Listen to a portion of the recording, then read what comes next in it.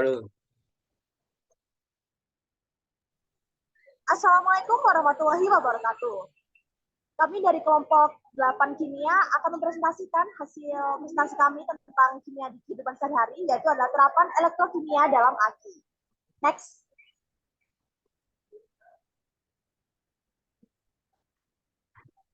Nah, sebelum itu kami akan memperkenalkan diri dahulu. Yang saya wakilkan, jadi saya bacakan. Nama saya Olivia, saya sendiri, Olivia Datu Marita, NRP 501 422 1001.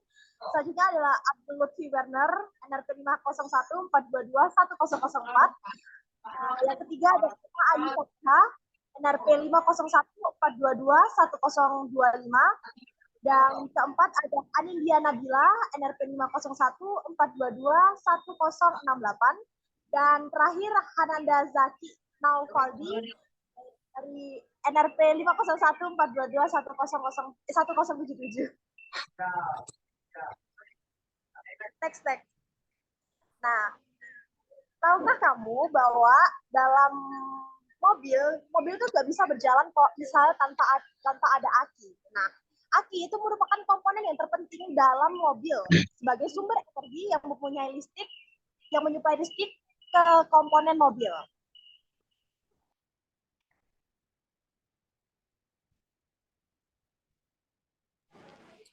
Oke, lalu teori apa saja yang mendasari cara kerja sebuah aki?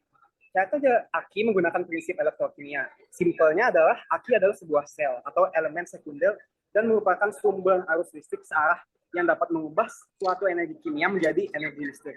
Aki termasuk ke dalam elemen elektrokimia yang dapat memengaruhi zat reaksinya sehingga disebut elemen sekunder. Bisa next?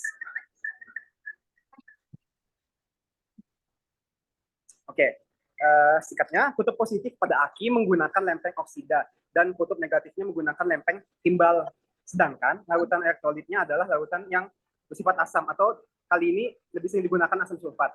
Ketika aki dipakai, terjadi reaksi kimia yang mengakibatkan endapan pada anoda reduksi dan pada katoda teroksidasi. Akibatnya, dalam waktu tertentu antara anoda dan katode tidak ada beda potensial, yang artinya aki menjadi kosong.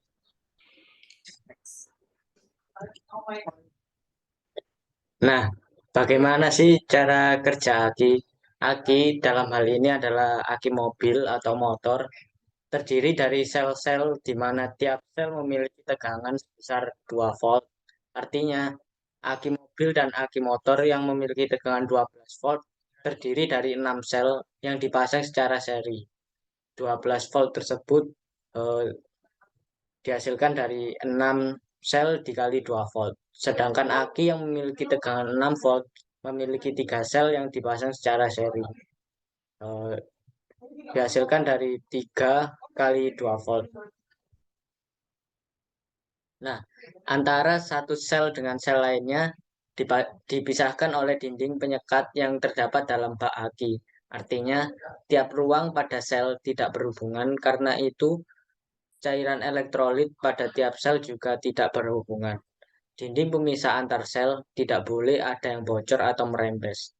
Di dalam satu sel terdapat susunan plat-plat, yaitu beberapa plat untuk kutub positif. Antar plat dipisahkan oleh kayu, ebonit, atau plastik, tergantung teknologi yang digunakan, dan beberapa plat untuk kutub negatif. Bahan aktif dari plat positif terbuat dari oksida timah coklat atau PbO2, sedangkan bahan aktif dari plat negatif ialah timah Pb berpori, seperti bunga karang. Plat-plat tersebut terendam oleh cairan elektrolit, yaitu asam sulfat, H2SO4. Aki merupakan kombinasi 2 atau lebih sel elektrokimia yang bisa menyimpan energi dan kemudian merubahnya menjadi energi listrik. Aki sekali pakai disebut juga aki primer, sedangkan aki yang dapat diisi ulang disebut dengan aki sekunder.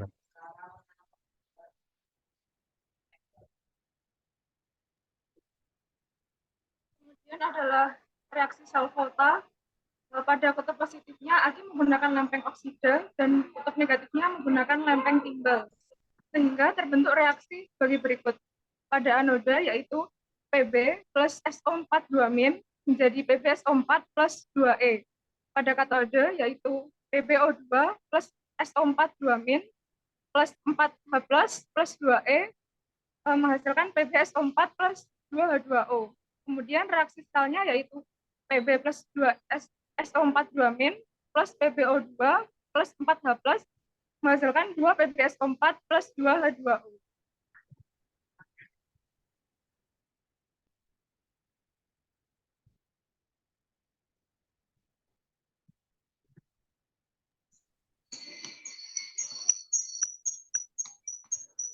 Kemudian ada jenis-jenis aki. Yang pertama, aki basah. Aki basah berisi cairan asam sulfat H2SO4 dan selnya menggunakan bahan timbal atau Pb. Yang kedua, aki hybrid. Aki hybrid seperti aki basah, namun selnya menggunakan low antimonial positif dan kalsium negatif. Yang ketiga ada aki kering. Aki kering menggunakan kalsium pada lempengan grid, yaitu kutub positif dan negatifnya. Penyekatnya berupa jaring atau mat. Yang keempat ada aki gel. Cairan elektrolitnya berupa gel. Dan yang terakhir ada aki maintenance free. Biasanya terbuat dari basis jenis aki hybrid maupun aki kalsium.